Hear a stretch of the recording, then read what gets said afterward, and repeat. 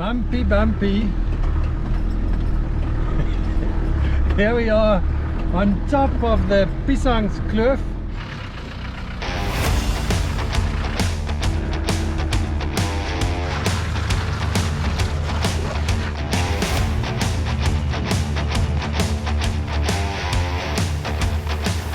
Hello and welcome to the Overland Legend. I'm Alan. In this video we take our D90 on its first proper off-road drive, and it was pretty extreme. But before we get there, let me quickly show you what more we've done on refurbing this 1997 TDI Defender 90.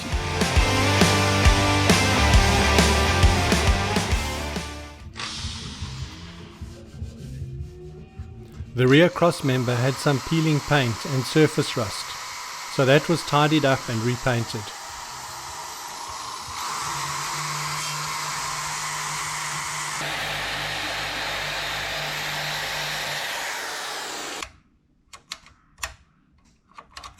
The rear door latch had been butchered to retrofit central locking. I tried fixing it, but some bits were missing, and so I had to buy a new one in the end.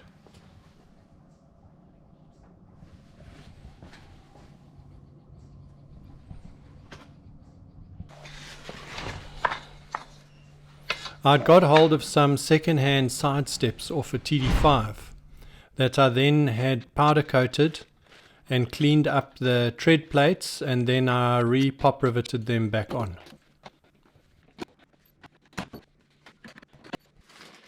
Fitting these side steps has been quite a fiddle.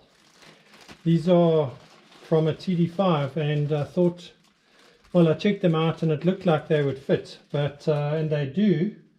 But they do need to be modified, because the big difference between a TDI and the TD5 is the TDI's got this tank under the seat here and the TD5 has it at the back. So when you fit these steps, it's easy to fit because it uses the same fitting at the back, and the front goes on the inside of this rail. And now obviously you can't do it because the tank's in the way. So what I had to do was I modified this, cut this off, and then welded it back on. So I shortened it so that you could bring the front piece in and then put it on the inside of the rail. So yeah, that's been a bit of a fiddle, and then we need to put bolts in here to hold it in, because you can't, normally you would bolt it on the inside of the rail. So yeah, so it's a bit of a fiddle. It's not too difficult, but yeah, and I'm happy that I've done it, because I really wanted to put these side steps on. And it's not common on a TDI, so it'll be nice to have these on. So it's actually worked out nicely, and yeah, just finishing fitting them now, and then I can put the sills back on.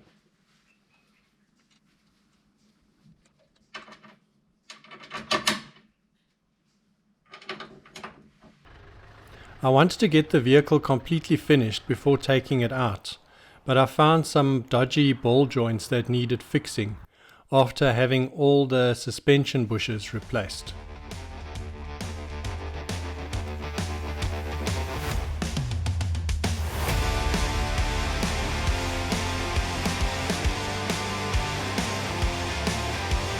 So there's still a bit of work to be done to get this Landy completely finished, but after getting the new LED lights fitted and putting the Defender badge and front grille back on, we were ready to get this Landy out for some real 4x4 action.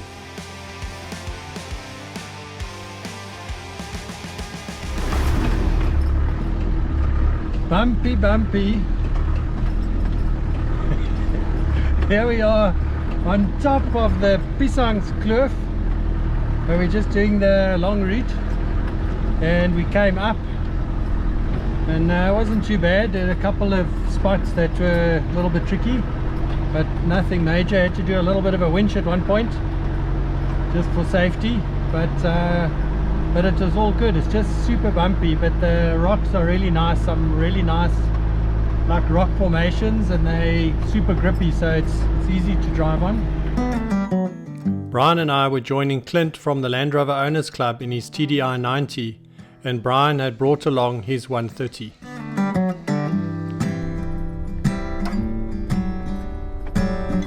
The Piesangkloof trails are in the Magaliesberg, about 50 kilometers northwest of Johannesburg. Piesangkloof is Afrikaans and translates to banana gorge, named after the wild bananas that grow in the kloof.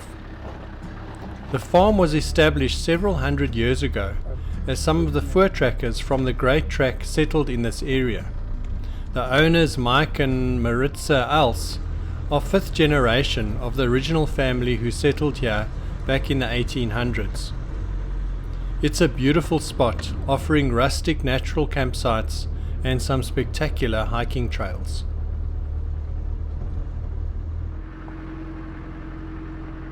The lush river-lined bush clears quickly as you start to climb up the mountain. Being midwinter, the route was bone dry, and the bottom section was made up of lots of loose rock, making traction tricky at times.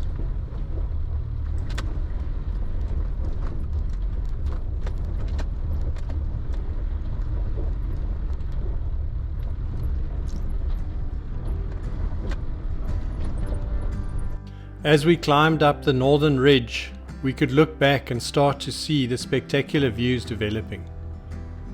We had to go over several ridges to get right to the top of this mountain range.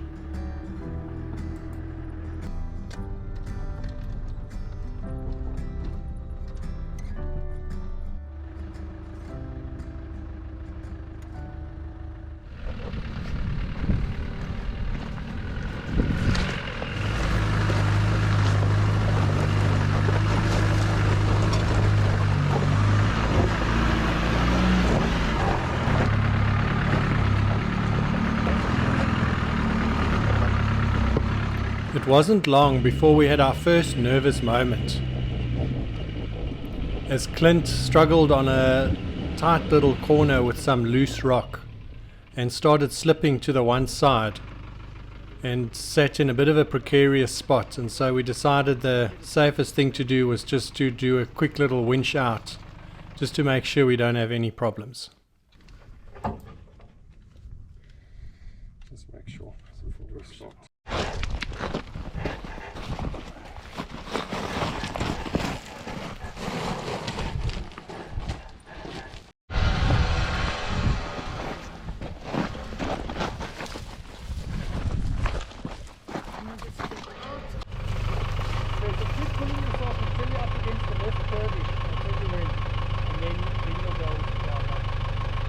Just so I can move the whole vehicle across.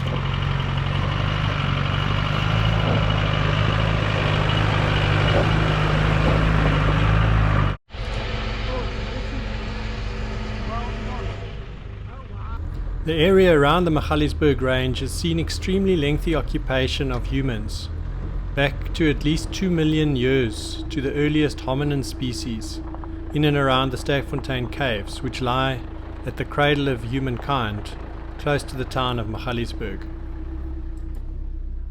The area saw some heavy fighting during the Anglo-Boer War.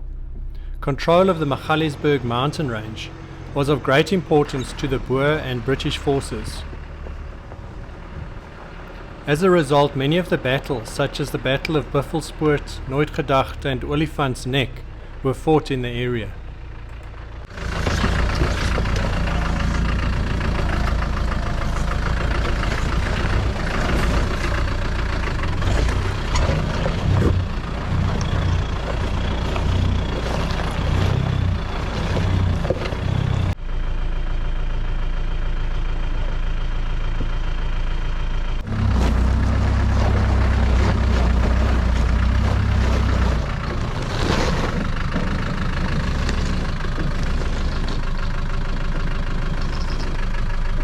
More to the left. Yeah, your back wheel is going in a half.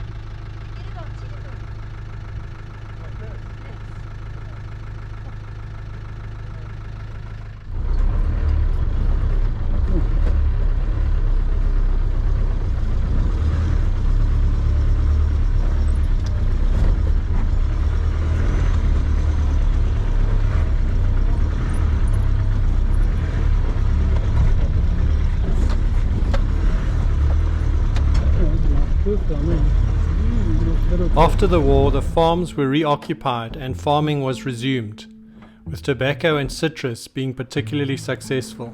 There's still many citrus farms in this area.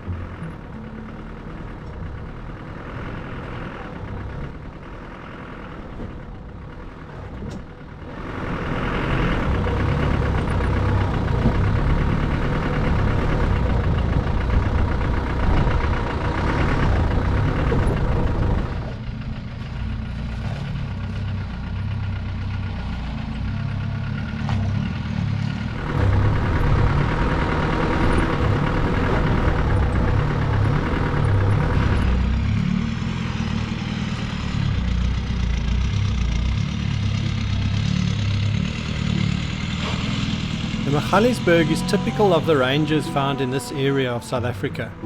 Its quartzites bear the mark of a turbulent past, when layers of sand were deposited on the edges of a large inland lake.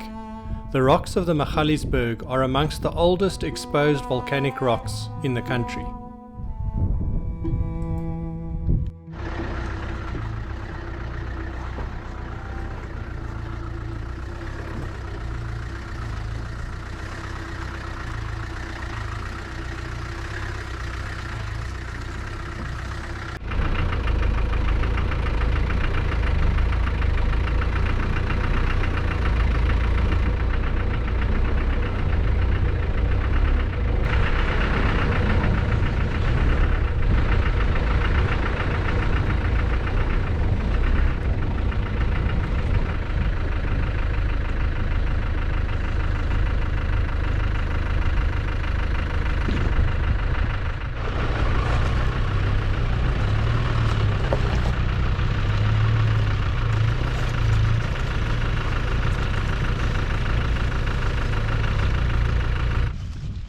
The Magaliesberg area is well known for agriculture and tourism and are very popular for visitors.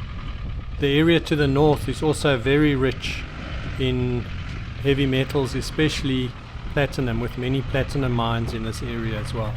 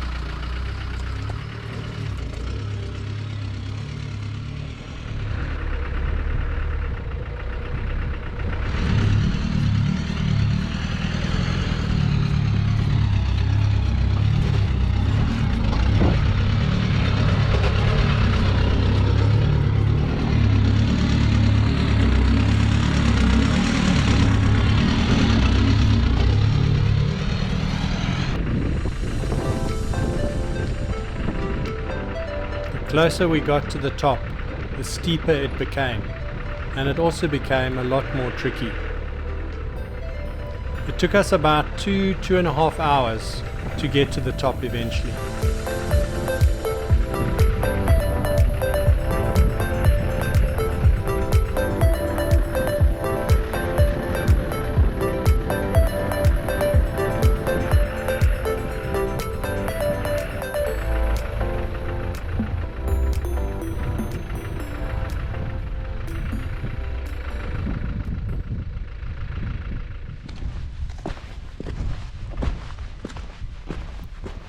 There were two options on this route now. This one going down straight over the top was the really steep, tricky option, which Brian decided to try. It's not impossible, but it is quite tricky and very steep going down with some very loose rock. There's really two sections on this downhill piece that are the difficult parts. The first one is this one, which has a bit of a drop off on the left hand side there. And then there's another similar one a little bit further down, also the same, with the drop off, and you just need to get your line right. Otherwise you might have a bit of a problem with the camber, and you can get a little bit of difficulty.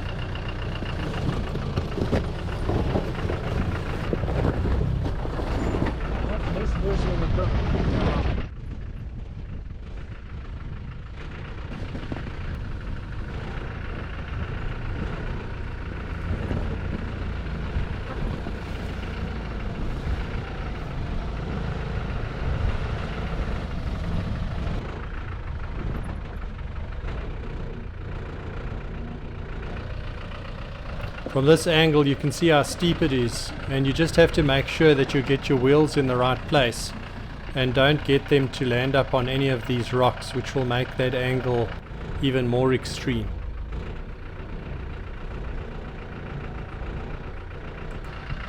Come.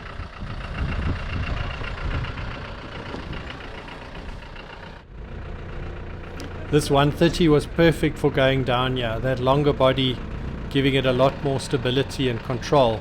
But even so, it was still lifting a back wheel on the right back corner there. You can imagine with the 90 it will be even more tricky.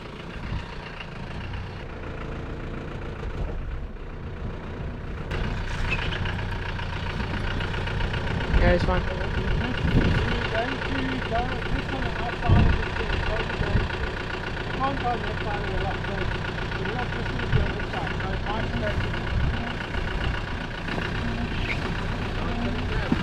Yeah.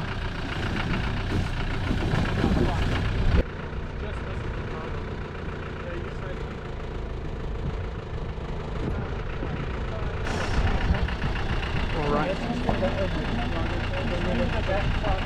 Ooh.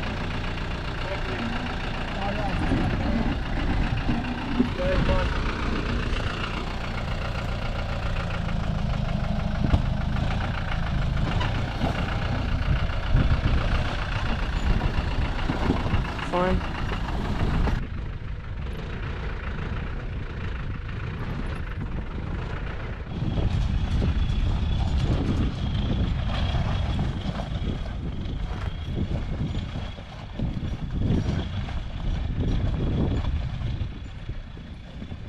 Whoopsie.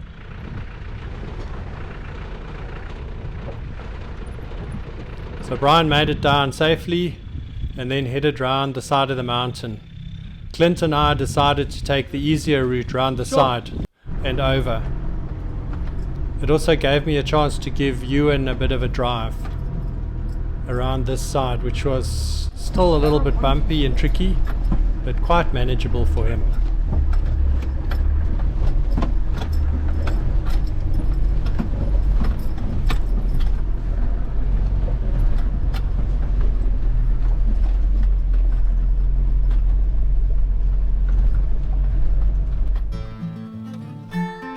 At the top it was lunchtime and we stopped. Clint took out his little portable braai, we got a fire going and sat down, had a drink, and soon we had some meat on and we had a lekker braai at the top of this mountain range, looking out over to the south and over the Magaliesberg Dam.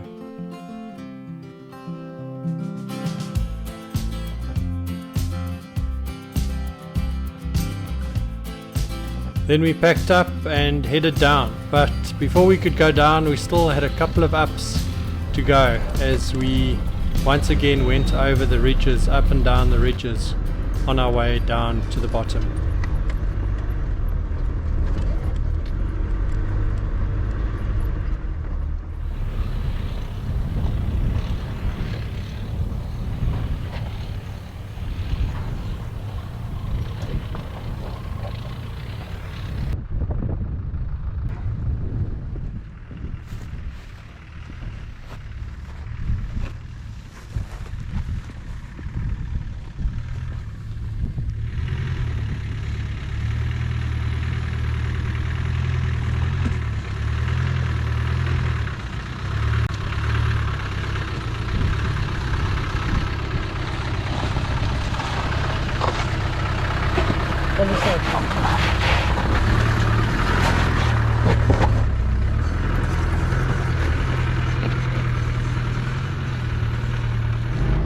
So now we're just nearly at the end of the top piece, and then we're heading down. So we're right on the edge here, and some nice kloofs here, and then yeah, let's see how we go down. So I'm sure it's going to be just as bumpy, but it'll be a little bit different. Coming up was quite steep. I'm sure it's going to be a little bit steep going down, but let's see how it goes.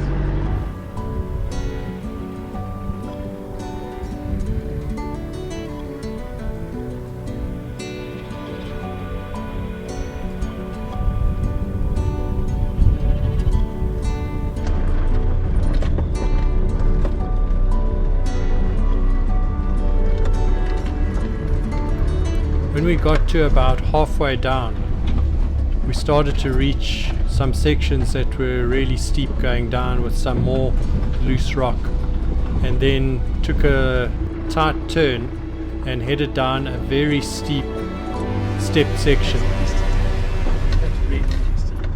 And if you listen to the commentary in the car, it was quite exciting. So it's good for coming up because you can climb from onto each edge. Sure, and then there's huts over here, dips. Rest. Really got to pay attention now. Put your foot in that hole and when you're 90, you can get ugly. And then you'll be on your cup. Yeah. That's a good point. It was very difficult controlling your speed down here, because even though you're in first gear low range and just running on the engine compression, the vehicle kept on going a little bit faster, and using your brake a little bit sometimes gave you a bit of a skid, and that was a bit nerve-wracking. Without traction control, a lot more manual intervention is required. Quite an extreme down there. Oh, quite. There's your food of a hobbiter.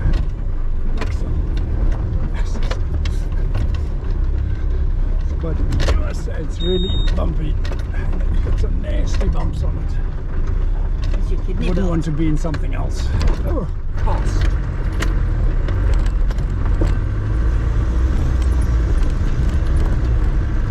But that wasn't the worst of all. There was still another really tricky climb to come after we got over this ridgy section.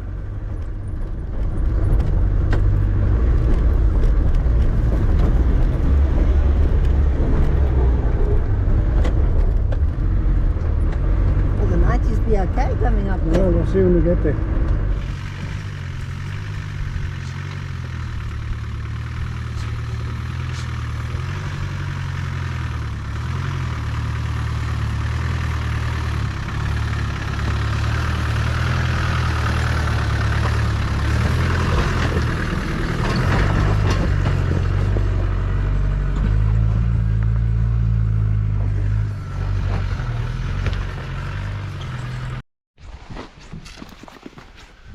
Oh, got to an exciting part here. We're supposed to be going down, but there's still a piece that goes up. So Brian just got up, but he had his lockers on. So we'll see how these two shorties do. We don't have locks other than normal diff lock. So let's see. Okay, the question is, do we do a diff lock or do we just trot? Okay, I don't know. Oh, the 90s, are you going to pull Yeah, them? you can pull them up.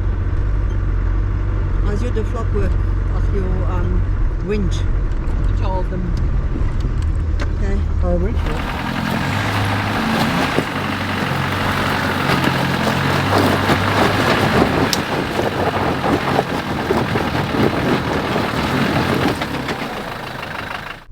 Okay, you have to go faster.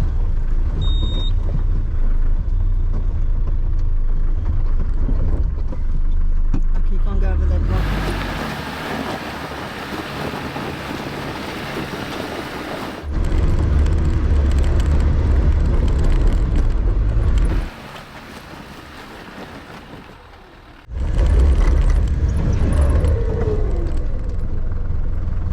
Okay, where am I going wrong? Just generally on the hill.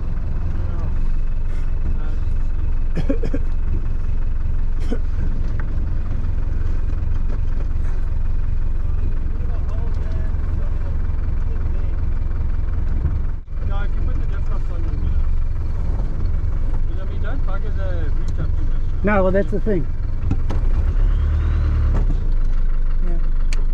With the diff locks engaged and full traction on all the wheels, Brian basically just drove out. It's really impressive to see how well diff locks work and what a difference they make on a route like this.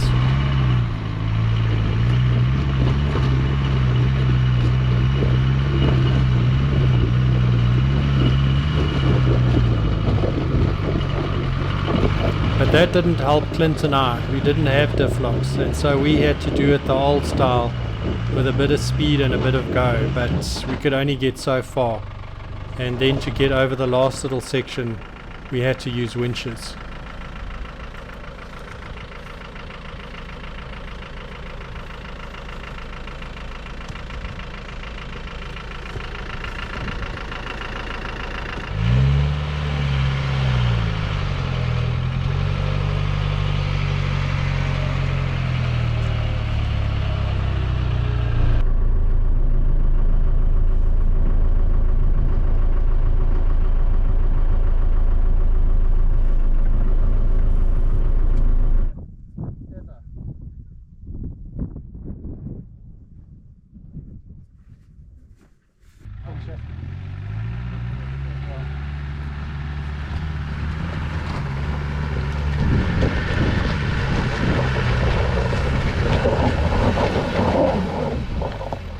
Stop there.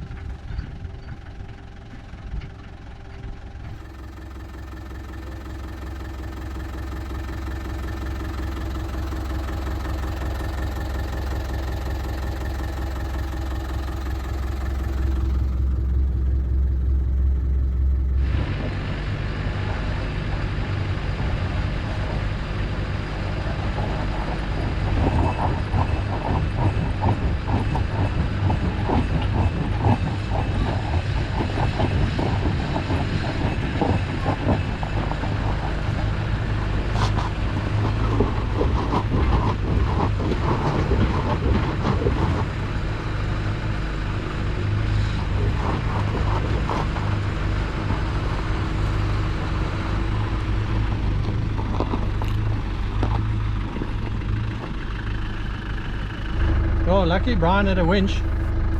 Otherwise we would have been sleeping there tonight, I think. Or we'd have to go all the way back, which would have been lekker. So, donkey.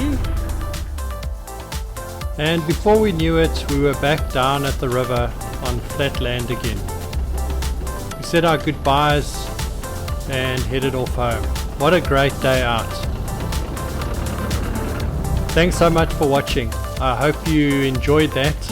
Something different, as I don't seem to get out that much. I spend so much time working on the vehicles that it was really good to get out and have a nice drive, especially in this 90 that we've been working on. So until next time, thank you. Bye.